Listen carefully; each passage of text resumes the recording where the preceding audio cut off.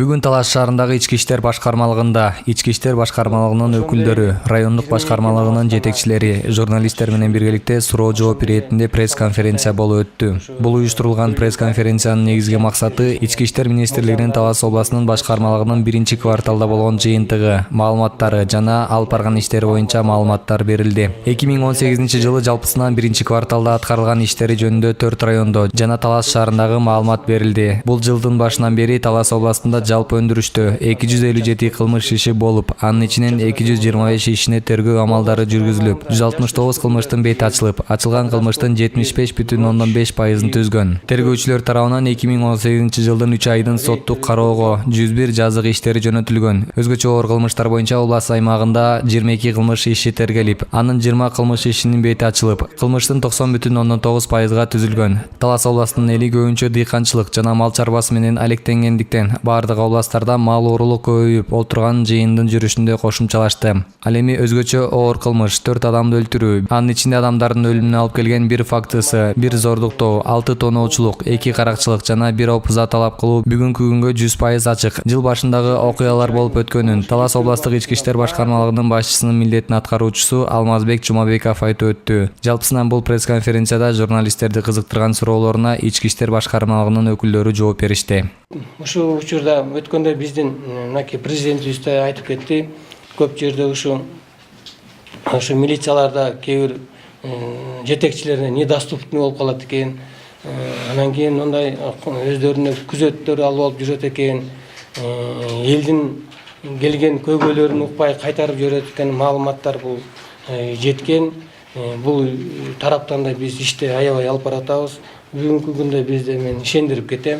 Талас областында башка башкармалыгында жана райондордо эч кандай мындай бир тоскоолдук жарандардын ортосунда бир мындай бир анан келиңиз, мына келиңиз, күтө туруңуз деген ушул ураандарга каршы иштерди биз жүргүзүп, даже мына мен өзүм келген кишини даже бир 30 секундка да күттүрбөйм.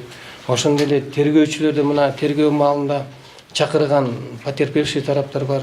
Аларды да көп күттүрбөө, убактысын албоо, тез ыкчам иштерди алып барууга бүгүнкү күндө биз иш күчөтүүдөбүз. Жана жанагындай көрүнүштөрдөн биз алыспыз деп мен ишендирип кете алам.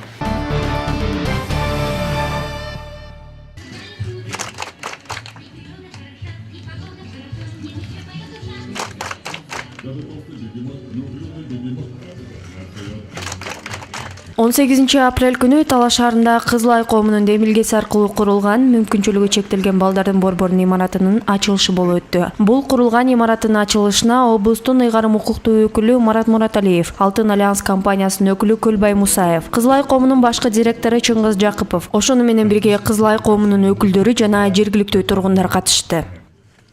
Келечекте быйыл урматтуу биздин президентибиз аймактарды өнүктүрүү дегендин биринчи иштеринин булар ушул болуш керек, ушул жерде бүтүп атат. Кудайым буйрса ушул здание көп жылдарга турсун. Али биз бул теңир колдоонун балдарына, башка биздин мүмкүнчүлүгү чектелген балдарга кыла турган иштерибиз көп. Азыр булар 16 жашка чейин ушул жерде болушат экен да, 16 жаштан кийин булардын дагы судьбасын ойлошубуз керек. Азыр балдардын ичинде 15-16 чыгып калгандары бар. Өткөндө арабтар менен да сүйлөшкөнбүз, мурунку жерди 15 миллион смета деген, аны арабтар биз колдоп беребиз деген, азыр эртең чакыртабыз аларды. Мүмкүн быйыл алар колдоп койсо, айргеде бир жакшы здание салынат, балдарды кичинекейинде берди, уже 16-га чыккандан кийин бул балдарды биз карап, ал жерде бүт ишканасы, бардык условиясы менен кылып беришет, анын үстүнөн биз аябай катуу иштейбиз, аны кылганга биз милдеттүүбүз. Биздин ушундай балдарыбыз бир жакшынакай жерде мүмкүнчүлүгү чектелген балдар, жашап, жакшынакай жашоо көрмөйүнчө калгандарыбыздын кылган ишибиздин баары, мен ойлойм, ал канча кылсаң да ал жакшылык болбойт да. Буларды биз азыр жакшынакай кылып карап, буларга условия түзүп берсек, ошондо биз кандай иш кылсак да элибизге жагабыз, элибиз бизге иш кылат.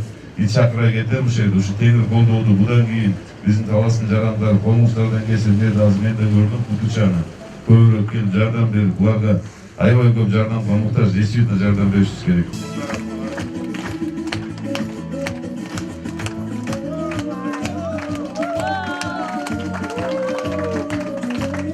Бул имарат Кызылай коомунун демилгеси аркылуу түзүлүп, Швейцариялык Кызыл Чырым борборунун колдоосу менен каржыланып бүткөрүлдү. Андан тышкары жергиликтүү жеке ишкерлер жана Алтын Альянс компаниясы да каржылоо жагынан колдоо көрсөткөн. Аталган имаратка Талас шаарындагы теңир колдоо, мүмкүнчүлүгү чектелген балдарды колдоо борборундагы балдар жайгаштырылды. Кызылай коомунун Талас облусундагы директору Дилдеккан Шадыбекованын айтымында, имарат 30 балага ылайыкталып, бардык шарттары менен курулуп бүткөрүлдү. 2015-жылы бизде Швейцариянын долбоору, туруктуу жамааттар түзүү долбоору иштеп баштады. Ошондо биз Талас шаарынан 2 реабилитациялык борборду ушу социалдык биремелерди муктаж болуп аткан объект алышыбыз керек болду. Ошондо биз теңир колдоо менен Баластанды алдык. Баластанды биз ремонттоп бердик, жата турган жатаканалуу кылып.